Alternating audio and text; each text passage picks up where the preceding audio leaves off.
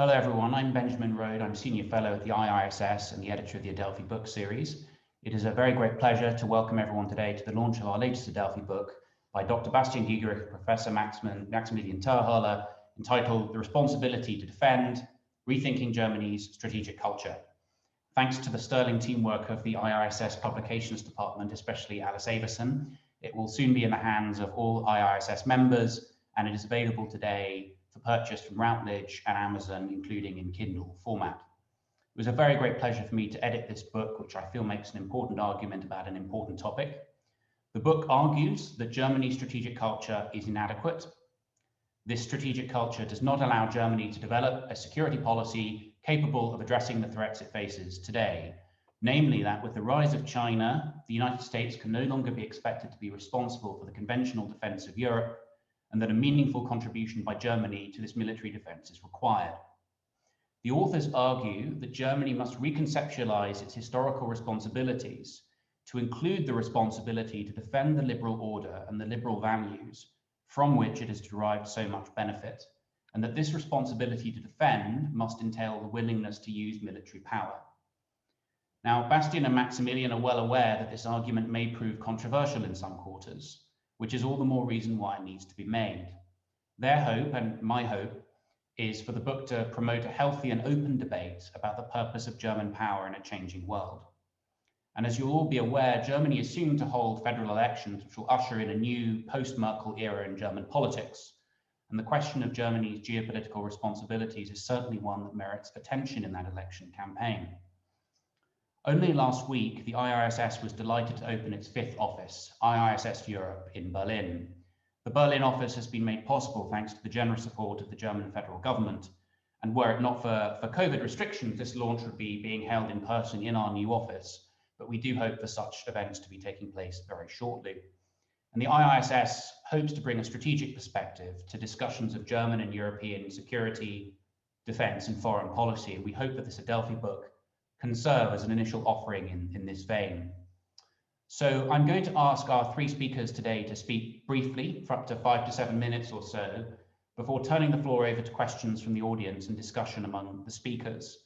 If you would like to ask a question, please do so by clicking on the Q&A button at the bottom of your Zoom window and typing your question there. I think my colleague Tom is now, showing the instruction slide about that. So Bastian and Maximilian are going to elaborate upon certain elements of the book's arguments, and I'm very glad that they're joined today by our colleague Sarah Rain, who is a consulting senior fellow for geopolitics and strategy at IISS, who recently spent several years in Berlin and who also very generously provided feedback on an early draft of the manuscript. Sarah will comment on aspects of the book or Bastian and Maximilian's remarks as she sees fit. She may draw on some aspects of contemporary German politics as well. So we will kick off with Bastian. Dr. Bastian Giegerich is Director of Defense and Military Analysis at the IISS. He previously worked for the German Federal Ministry of Defense in research and policy roles, and he is the author and editor of several books on European security and defense matters. And my understanding is that Bastian will speak for a few minutes now about the deficiencies of German strategic culture, the responsibility to defend, and what this might look like in practical and policy terms for Germany to adopt this responsibility to defend in a more strategic mindset. So Bastian, over to you. Ben, thank you very much for that kind introduction, and thank everybody who dialed in. Thank you for your time. So let me take 5 or 7 minutes to touch upon these points, Ben. Given that the subtitle of the book is Rethinking Germany's Strategic Culture, let me indeed start by saying what perhaps is unhelpful about Germany's strategic culture in light of current circumstances. We characterize in the book these circumstances as a time in which the rise of resurgent and revisionist, repressive and authoritarian powers, primarily China and Russia, threaten the international order upon which Germany's post-war security and prosperity were founded. So what in somewhat telegraphic style are some of the assumptions that need to be looked at, that are some of which are held dearly in Germany, but do present problems. Now that we've moved, the first one I would point out is, now that we've moved past Trump, there's an assumption that the US will continue to be a reliable guarantor of German and European security, because that is in the US self-interest and because the US has the ability to do so. We would argue that the rise of China makes this assumption questionable, because China will pose a challenge to the US, including in military terms, that makes it unlikely that the US can underwrite European security to the same degree it used to do. And China, as the pacing threat for the United States, has direct implications for the security of Europe. What also needs to be addressed is the willingness of many commentators and some leaders in Germany to adopt a degree of ambivalence between the US on the one hand and its illiberal and undemocratic adversaries. Equidistance, or that search for a perfect balance between the US on one side and China and Russia on the other side, is not desirable or viable from our point of view. There are other factors to mention here, but let me just throw in one more in the interest of time, and that is the tendency to treat military power and power politics, perhaps more generally, as an anachronistic residue of an old order that no longer exists. We feel that is, again, an assumption that is no longer viable. Taken together, these points seem to suggest that Germany does not actually, or lead some people to suggest that Germany does not actually need to be able to defend itself or its allies. And persuading our readers that that is a dangerous starting point for German security policy is, I would argue, at least one of the goals and one of the reasons for why we decided to write this book. So we argue that it is time to adopt what we called in the book a strategic mindset. Well, what does that mean? Well, it means an awareness that international affairs are characterized by genuine clashes of national interest, not simply misunderstandings. It means that ultimately states are responsible for their own defense, and it means that military power is a legitimate component of statecraft. Germany is a powerful country, but the purpose and strategic trajectory of that power has been somewhat aimless over the last 2 decades or so. So the argument we make in the book is that Germany can and should do more, and it can and should do many things to help defend the Western order and help to contribute and shape its future development. But what we characterize as an indispensable element of that effort is to ensure that Europe can defend itself militarily, and Europe cannot do so without Germany. And so from that perspective, the responsibility that Germany has is the defense of the Western liberal values that Germany once thought to destroy, and of the Western order that rebuilt and welcomed Germany as a valued member, and that those values and that order are now once more under threat. And that thinking explains the main title of the book, The Responsibility to Defend. For a time, it might have been possible to imagine that Germany could exist as a significant power, free to ignore the role of armed force in statecraft. The conditions that allowed that were in fact very temporary and do no longer apply, given the fairly seismic shift of international conditions that is currently underway. So those days are over. So in a nutshell, what we argue is that the strategic goal should be to contribute to the defense of the Western international order against assertive, expansionist, and authoritarian regimes, China and Russia, in a way that is commensurate with Germany's political and economic stature. Germany has a responsibility to do so because it was that same order that enabled its own rehabilitation in the form of a liberal and prosperous democracy after the militaristic excesses of its past. And it's in its interest to do so because that order continues to underpin the liberty and prosperity of Germany and of Germany's allies. The instruments that German policymakers, German policy should employ to achieve the strategic goal need to be drawn from the full spectrum of foreign policy and national power, including military power. Now, we can later perhaps expand more on what that means in terms of implications. I'll stop my initial burst now, and Maximilian will add more arguments to this.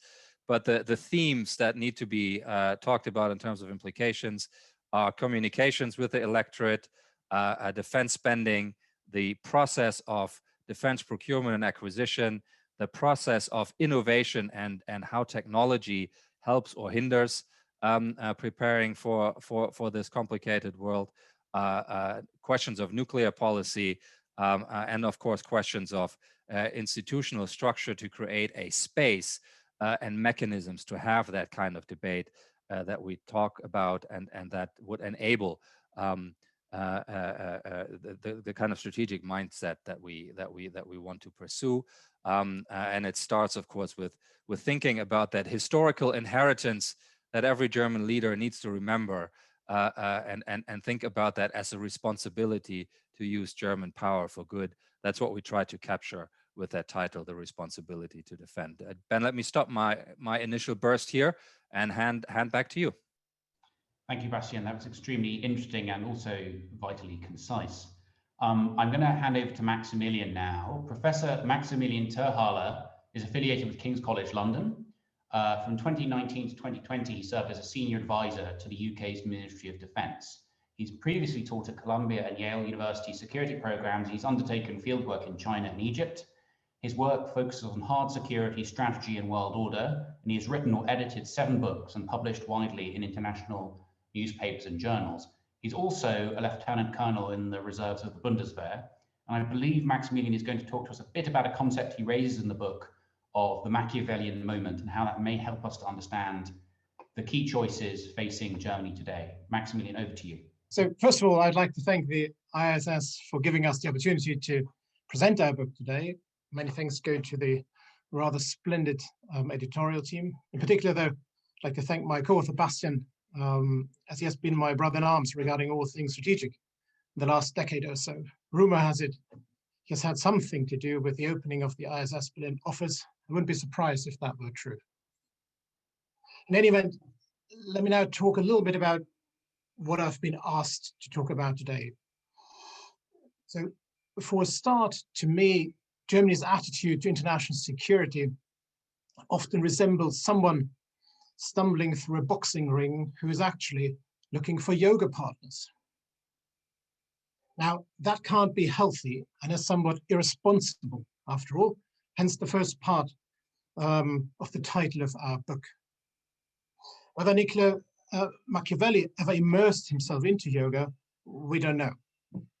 What we, Bastian and myself, felt, though, was that the Florentine had given us a wonderful clue for our book, something the famous Quentin Skinner called the Machiavellian Revolution.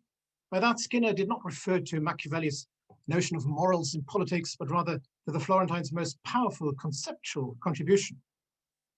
Written at a time of monumental challenges to the existing order in northern Italy, Machiavelli urged his compatriots to leave behind the classical Stoic notion of virtus, with its stress on moderation and the pursuit of justice in governmental action, and instead to draw on his new notion of virtu.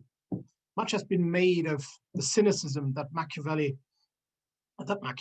have derived from this notion of virtu over the centuries. But that's not our point here. Our point is that Machiavelli encourages Germans to adapt a fresh conceptual vocabulary, as the existing one is outdated and, as we see it, dangerously self-restraining, especially when defending the interests and values against those who, by default, ignore such moderation and justice-driven approaches. We do believe that today, the rise of China, with its not yet fully understood strategic implication, presents exactly such a Machiavellian world historical challenge to the existing Western order, and thus Europe's and Germany's security. To be very clear, Germany's ultimate security guarantor, the United States, cannot defend Europe and Asia at the same time.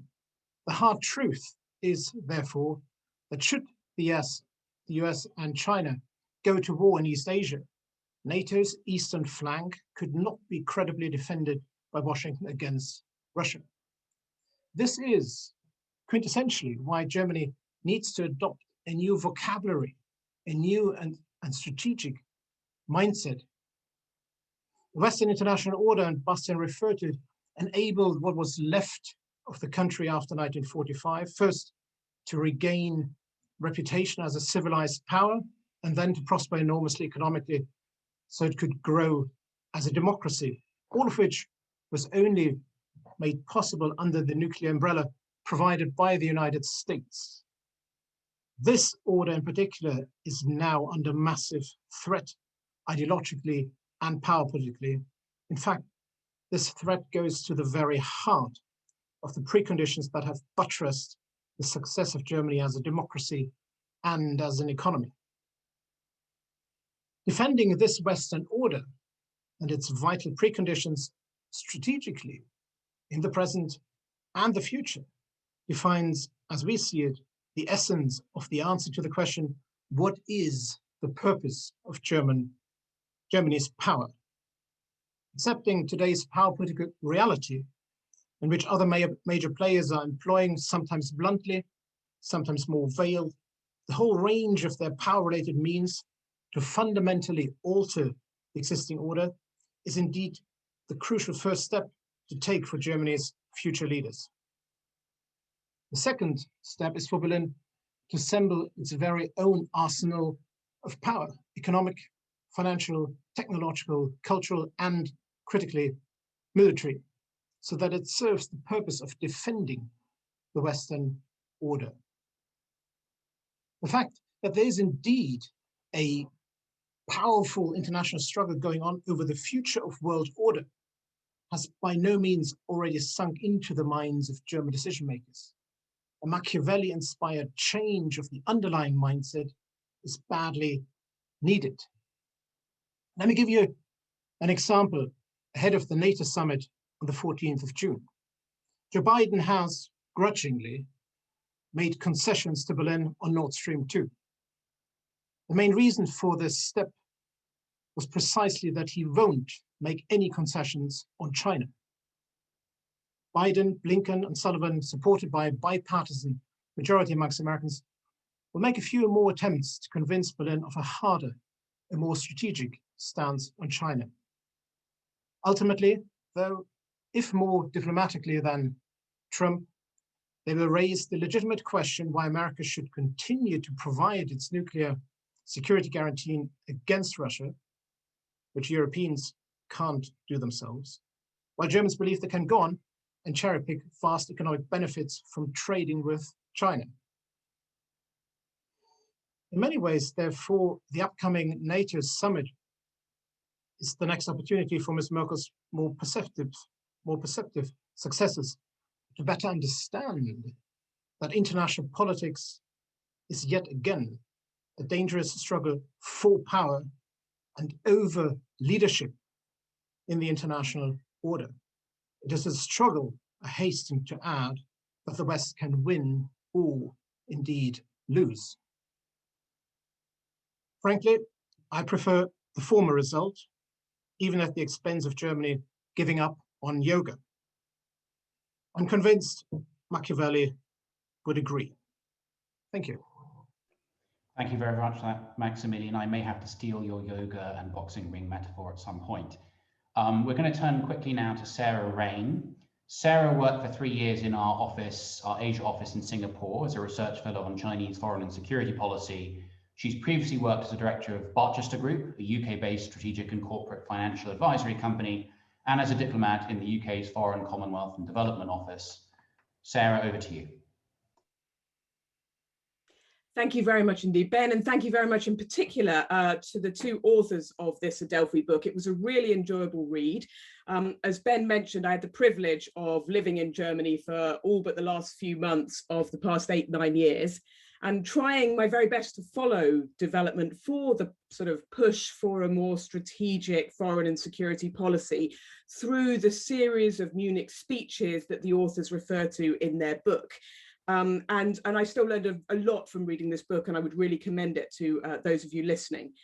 Before going any further, though, I do want to emphasize one really important thing, which is that I think, if I understand it rightly, the authors are not saying that Germany doesn't have any great strategic thinkers. Germany has some very good strategic thinkers. The problem is the system in which they are operating that doesn't encourage a strategic outlook or mindset. And I wonder if I could illustrate this with, by referring frankly to one individual, Christoph Heusgen, who was Chancellor Merkel's long-standing foreign and security policy advisor, who is a man who is a deep strategic thinker and who on and off the record understands the strategic pressures that Germany faces. The problem is the system in which him and others are working in that basically being successful as Merkel's foreign and security policy advisor sometimes feels a bit like your job is to keep security policy off the Chancellor's desk and not sully her with these sort of unpopular inconveniences. So Heusgen leaves his job advising Merkel and he goes to be the German ambassador to the United Nations. And he recently retired, and in his final meeting prior to his retirement, he was notably outspoken on Russia's poisoning of opposition leader Alexei Navalny. He was notably outspoken, highlighting Beijing's detention of Canadians Michael Kovrig and Spavor.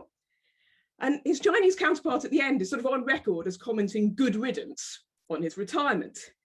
Now, the shame of it, of course, from my perspective at least, is that it takes leaving the diplomatic service and a level of seniority to sort of speak such truth to power. And wouldn't it be great if actually this was the sort of policy stance with all of the levers that Maximilian's been talking about brought to bear behind it? And so when, for example, Heusgen in another sort of semi-maverick moment is telling the Chinese ambassador as he sort of channels Reagan, tear down those camps, that this isn't sort of seen as somehow a maverick diplomat, albeit an extraordinarily experienced one, retiring, but there is a sort of substantive policy and understanding behind that. So that's a long way of saying I absolutely agree that there's a systemic problem with security strategy in the Merkel years, and that for all of the many commendable things that Merkel has done, developing strategic thinking about Germany's place in the world beyond the EU is possibly unlikely to go down in the history books as one of her highlight achievements. I wonder if I can use the last couple of minutes, though, to just situate the book within the sort of current and future context of German politics and to offer a couple of points of good news and a couple of points of bad news. Let's start with the good news. The good news is that Bastian and Maximilian aren't the only people in Berlin and elsewhere frustrated by the situation. I think there has been some progress in leadership. I could talk a little bit more if we had time about how Annegret Kramp-Karrenbauer at the Ministry of Defense has started to try and take more of a leadership role here and point, for example, to trying to put some meat on the sort of bone of Germany's Indo-Pacific security strategy with her recent visit to the region where she became, I think I'm right, the first German defense minister to set foot in Guam. I particularly, as the second sort of point of good news, I really like the bits in the book that talk about Russia and China, and that might be my sort of personal biases coming through. But I think that you can see in both of these areas, frankly, a chancellery that is more and more isolated, even within the CDU-CSU Fraktion, including in the Bundestag and the Foreign Affairs Committee there. So we are seeing the development around the chancellery of a push for a more clear-eyed policy on China. And the same, I think, can be said in the leadership, at least, of the Greens, who have been unambiguous in their opposition to Nord Stream 2 and in their criticism of the human rights situation in Xinjiang and elsewhere. And the last point of good news is slightly perversely the mess that is the sort of state of geopolitical disorder, because it's good news, at least as it pertains to the sort of push factors on German strategic engagement. We've had these decades of Gemütlichkeit, of comfort, and it's just no longer possible to operate in the same way as it used to be. And my example for this would be the push under the German presidency for the EU Comprehensive Agreement on Investment with China, where Germany made that a centerpiece of its EU presidency, where Chancellor Merkel was personally deeply involved in almost pretending that nothing had changed in China in the years since President Xi or General Secretary Xi has taken power. And actually what happens is reality comes back to bite. And actually, whilst Germany, or Merkel in particular, might have seen a strategic window of opportunity to sign that agreement before Biden came into power, what changes, it's not what happens in the US, it's Chinese behavior that then forces EU and others in Germany to come back and say, enough, this agreement is on ice. So something is changing. The bad news I'm going to finish with, which is that one thing I think the book does mention, and that Bastian's already referred to very well, is the sort of ambivalence towards the US in popular discourse. And this clearly wasn't helped by the Trump administration, but I think there are going to be long COVID effects from that, if you like, in terms of relations with the US. And I think there's a really big danger that Germany can't sort of, is its own worst enemy in basically being ambivalent about initiatives coming from the US that ought, I would have thought, to be in its own interests as part of this responsibility to defend, for example, the clean tech initiative on 5G. And so finishing, when it comes to elections in September, we're not really expecting foreign policy to play much of a role. And you could say that, well, Germany's hardly alone in that, is it? Foreign policy doesn't play much of a role in many election campaigns elsewhere. You could even say it's a good thing, because for the Greens in particular, maybe having an election campaign where you don't need to play to your base on things like nuclear sharing or military spending is actually quite useful when it comes to future coalition agreements. But generally, I think it is a problem, because if not during the election campaign, where does the agenda for change come from? And then you see that already if you turn to the personalities who are likely to end up as Chancellor, looking first at Armin Laschet for the CDU-CSU. You know, a few weeks back, he had his big coming out speech on foreign policy at the Konrad Adenauer Stiftung. And we all tuned in to hear what Laschet's stance was on foreign policy. And the pitch was basically, if you like Merkel, then you should like me. And that's fine if you're not talking about security policy. But I think it should inject a little bit of realism into what to expect from a candidate who's sort of on record as warning against demonizing Putin for his annexation of Crimea, who's unlikely to move against Nord Stream 2 unless forced to by his coalition partners, and so on. So in conclusion, I think what we're actually saying is we're putting a lot of weight on the Green Party as the vehicle, at least, for change, whether within a black-green 2- or 3-way coalition, or in a more sort of centre-left 3-way coalition. And it does seem to me there is some hope there. You know, the leadership in particular seems to be very clear-eyed on the values piece, and that could help national interests. But realistically, I think in conclusion, it's 2 steps forward, 1 step back. We'll get the 2 steps forward when the government changes. The 1 step back with the Green Party, of course, is that actually the political reticence to discuss military power as a tool for statecraft is likely not at least to increase. And I think, you know, Bastian and Maximilian's book very much is about the fact that military power as a fundamental tool for statecraft is a key lever for Germany becoming more strategic. And that will be a real challenge for the next coalition, whatever it looks like. Thank you very much, sir. That's very interesting remarks. I know Maximilian wanted to come back, but before I take Maximilian's point, I just wanted to turn quickly to a very relevant question which our colleague Francois Eisborg, who's our senior advisor for Europe, has posed actually about electoral coalitions. Francois has asked, in strategic and defence terms, how different would be an electoral outcome in which the CDU and the Greens would be coalition partners, possibly with others, and one in which the CDU would be absent, i.e. in a traffic light coalition. Now, my impression, Sarah, is that you felt that there was quite a lot of pressure on the Greens to do something which they may not be perhaps entirely able to do. Maybe I could turn as well to Bastian and Maximilian for their thoughts on what is likely to happen on depending on the various electoral permutations in a few months, and how would that affect responses to the argument that you're making in this book. Maximilian, do you want to go first? Yeah, if you don't mind. Yeah, I think that's exactly why the book is so brilliant. To be frank, the Greens have rightly been stressing the fact that human rights have been violated in Russia and China and elsewhere. And they've picked this up in a very straightforward way, implicitly criticizing the federal government for not taking further action. What the book, I think, helps us is that the defense of human rights will not go very far without being supplanted or, say, supported by hard military power.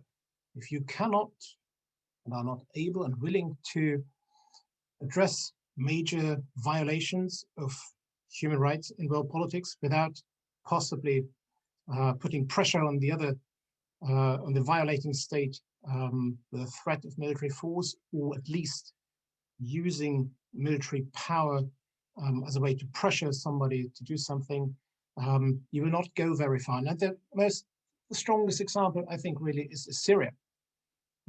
We have seen endless speeches in 2013-14, how much of a value-based foreign policy Germany has pursued and will be pursuing.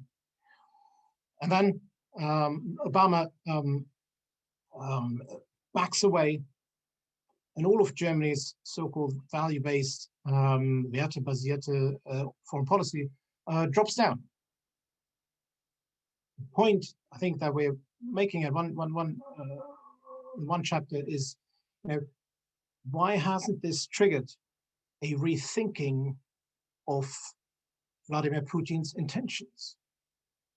Why hasn't that changed Germany's picture, its image of Russia, what Russia really wants to do, and with what kind of means it's going to pursue that goal? All of that value-based foreign policy went out of the window after 2014, with nobody really sad about it. And that is something, I think, where the book is strong. Without the backing up of human rights policies with hard power, Germany will not be taken seriously. This is not a unique problem to Germany. That's a very generic problem to any Western power. But this is, I think, very important. Thanks, Maximilian. Bastian, would you like to comment on any of that, or particularly on the electoral permutations? Well, let me add a few points to this. I mean, Francois obviously knows that he's asking a crystal ball question, and I won't pretend I have one, but my sense would be that under a CDU Green coalition, this kind of agenda is easier to pursue than under a traffic light coalition, which Francois mentioned in his question. But there are, of course, some notable touch points, nuclear questions, and a couple of other ones. I do think that Green parliamentarians, leaders of the party, have actually developed a fairly differentiated view of these questions. The issue is, can they communicate to their electorate and to their party members the implications of that? And I think that actually brings me to the point I wanted to mention in this context: communications. The responsibility to defend, as we think about it in the book, is about both values and interests. It is not a purely interest-based argument. And what that means is that, whatever coalition will emerge, the point is that leaders will need to engage with the concerns about global politics that the German electorate has actually and does express in order to build a new consensus. And that, from our point of view, that's the logic of the book, should include a clear explanation, and Maximilian just mentioned intentions of Putin and others, a clear explanation that powerful actors do not seek to compromise or integrate into what we know as that order that sustained our prosperity and security, but seek to undermine that very basis on which German security and prosperity rests. And it is unwise to downplay the consequences of a successful contestation of that international order. The public does not need to be shielded. The electorate does not need to be shielded from what we refer to in the book, in quoting Lawrence Friedman, the dark side of the strategic imagination. And that is sometimes, unfortunately, one of those characteristics that we can see in German discourse. I think, Maximilian and I, we don't agree on everything, but I think where we agree is that the public can actually take more of this than leaders have been willing to advance in the past. So there's a communications challenge that needs to be tackled independent of who emerges victorious on the 26th of September. Thank you very much, Bastian. Sarah, I'll turn to you just a second to see if there's anything you'd like to add. I'd like to maybe chip in another question by Nicholas McLean, which kind of touches on similar issues.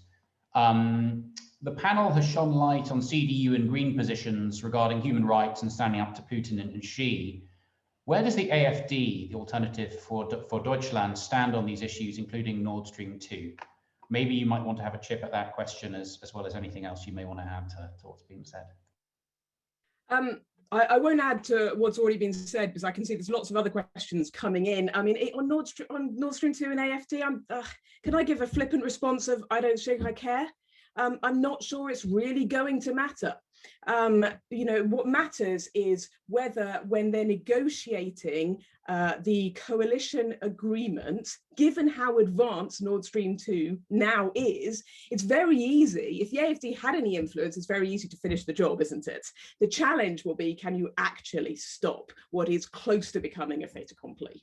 And that is going to be a very big challenge for what it looks like are going to be extremely complicated coalition negotiations, because it looks highly likely that there will be several computations of governments that could be formed.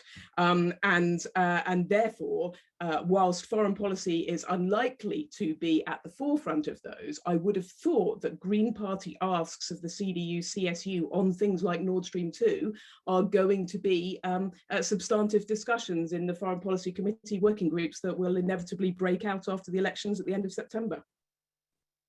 Thank you very much, Sarah, for a robust and interesting answer. Now, I think I'm going to turn to another question, which I suppose we've been talking about, who might subscribe to these general propositions in Germany. And this question by Grenfell Byford is, I suppose, more on the practicalities. He asked, what would you have Germany do?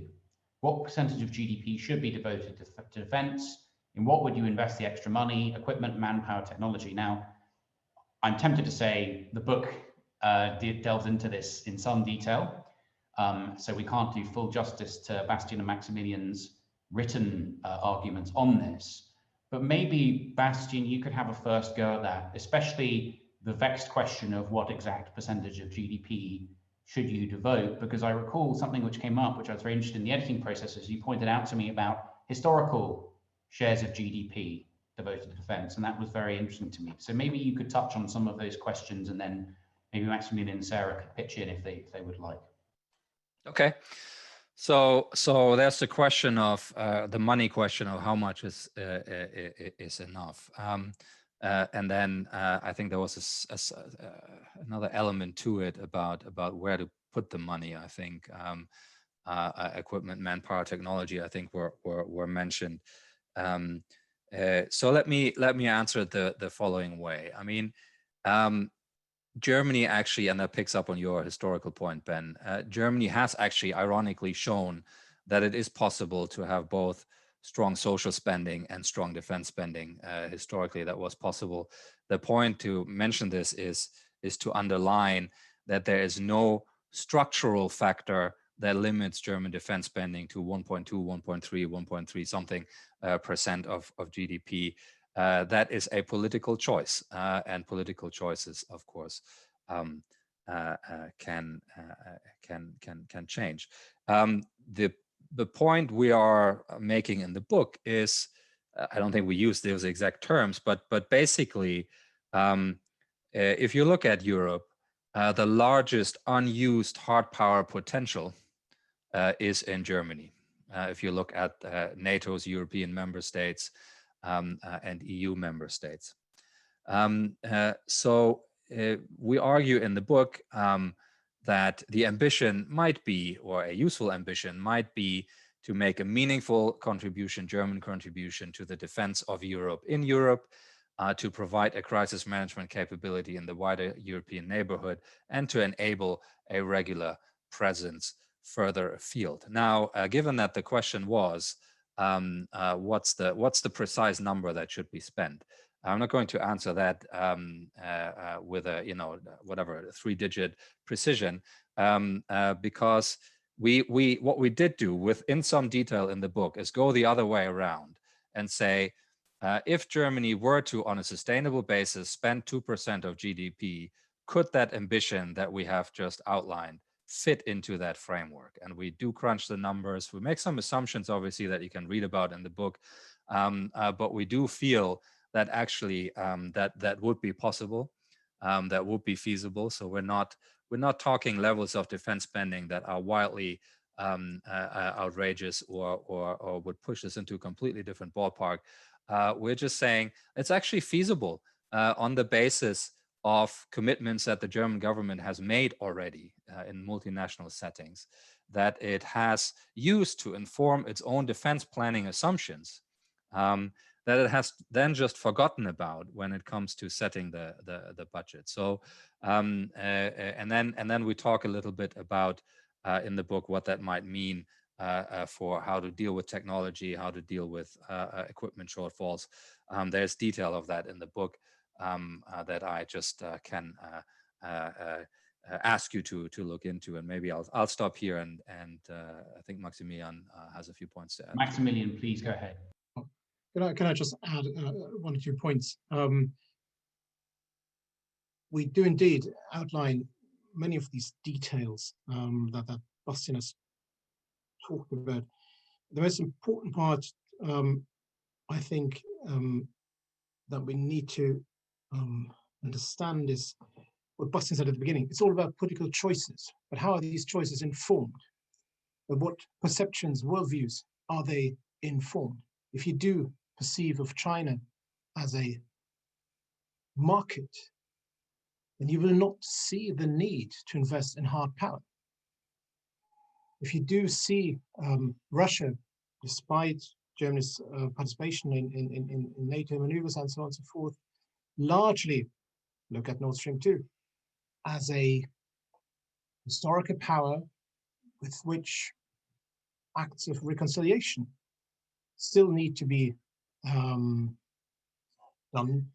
because of a certain understanding of one's own history. I think that tells you a lot about why Germany has been so slow at fully engaging in debates about the importance of hard power. Sarah mentioned the investment treaty with China. Look at what's happening with Nord Stream 2. These are, so to speak, the last bits of the outgoing government. We're not going to see any change here. Looking into the future, I think, and that's what the book aims to do too, is to set out how the world really works, what it looks like, realistically speaking, what the order from which Germany benefited so much will look like without Germany participating in protecting it. So this whole mindset that I've talked about earlier is, I think, utterly important to inform the political choices that Bastian mentioned at the beginning of his comments. Thank you, Maximilian. I think it's a crucial point that you're making there. I want to turn quickly to another question, which I know kind of may push some of Bastian's buttons, by Thomas McPhail. It says, doesn't this start with seeing the requirement of an integrated review? That can be achieved with the mechanisms in place, in particular with the Bundeskanzleramt taking the lead. Now, Bastian, you and Maximilian, as I recall, do talk about the kind of institutional setup and kind of national security reviews and the merits of a document being produced or not being produced and what really matters. Maybe you would like to talk a little bit about that in response to Mr. McPhail's question. Sure.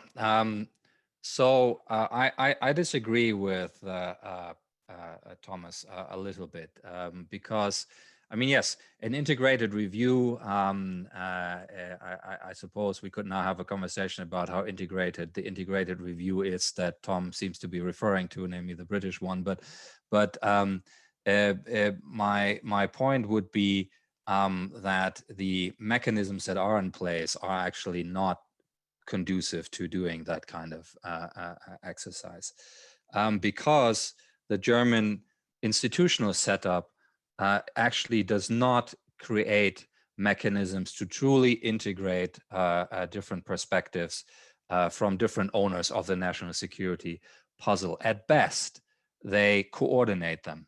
But there's a difference between coordination and integration.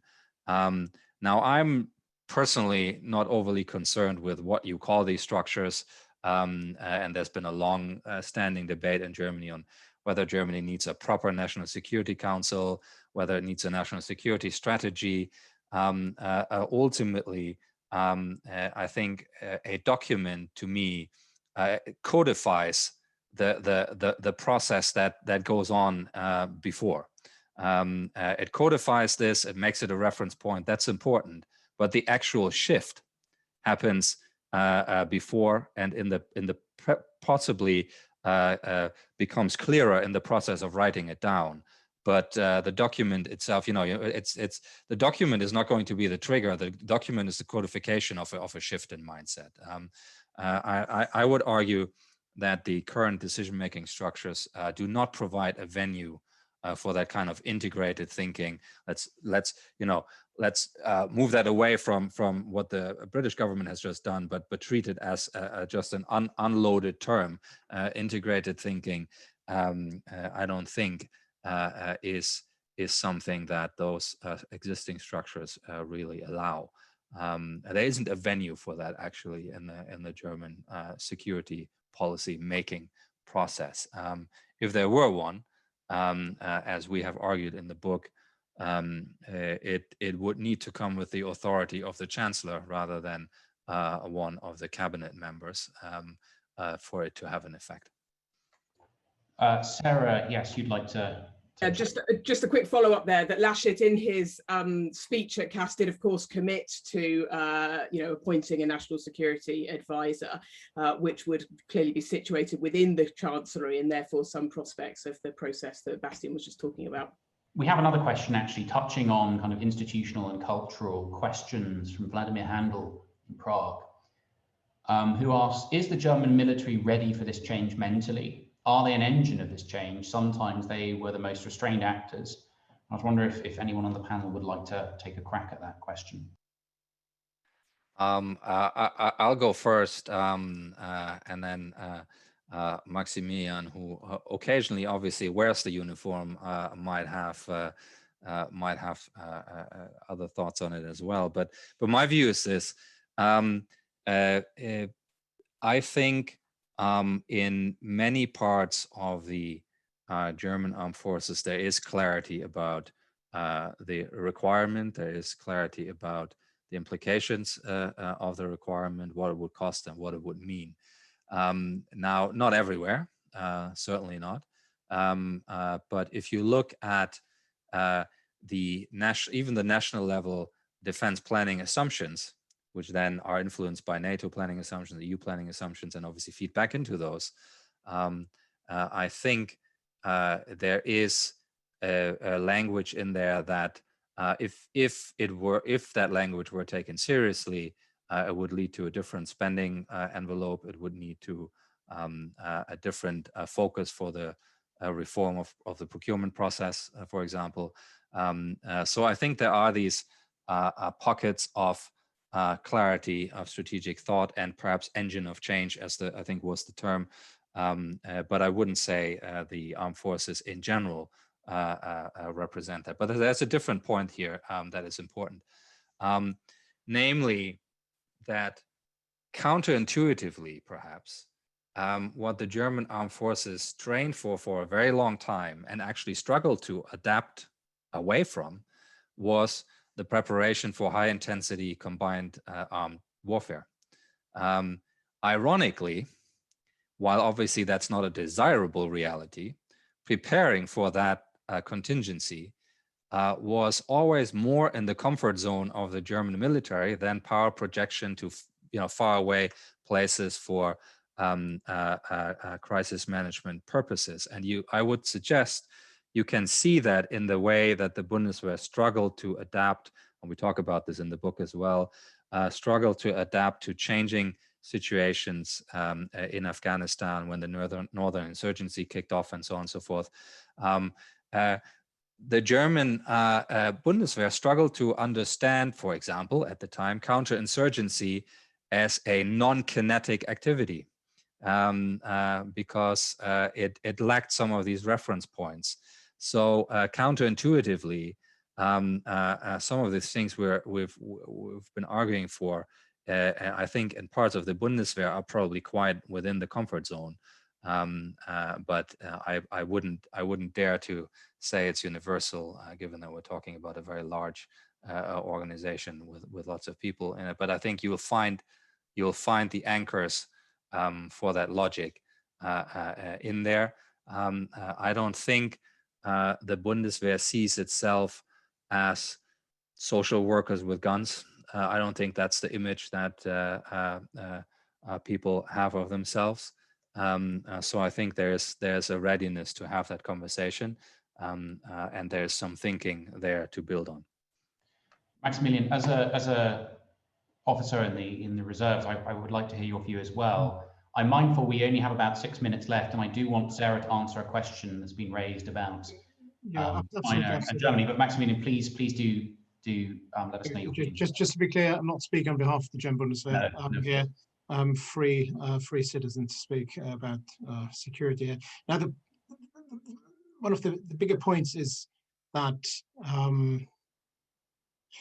there are pockets of brilliance and strategic thinking in the German Bundeswehr. There's a lot of officers, high officers, who have been socialized into, let's say, Afghanistan. That's their world of the last 20 years. And they have a very hard time to now transition, some say, back to great power politics, i.e. Russia, not to mention China. So one of the main points in our book is exactly what is the value of the US security guarantee in light of the China threat to the United States.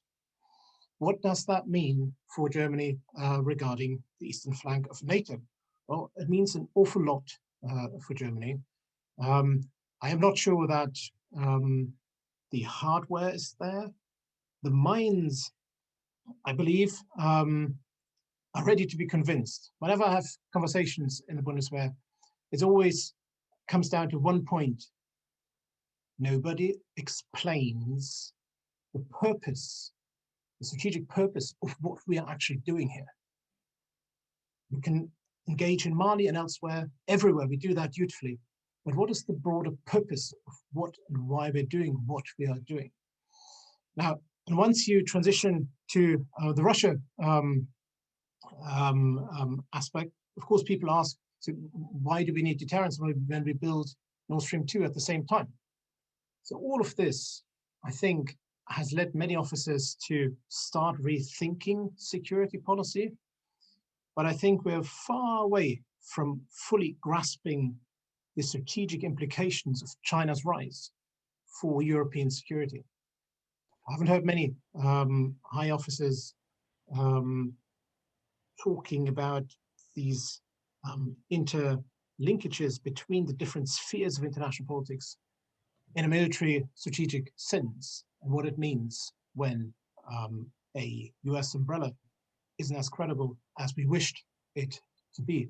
Just final quote, really, from AKK, the Foreign Defense Secretary, when she was speaking about the nuclear umbrella.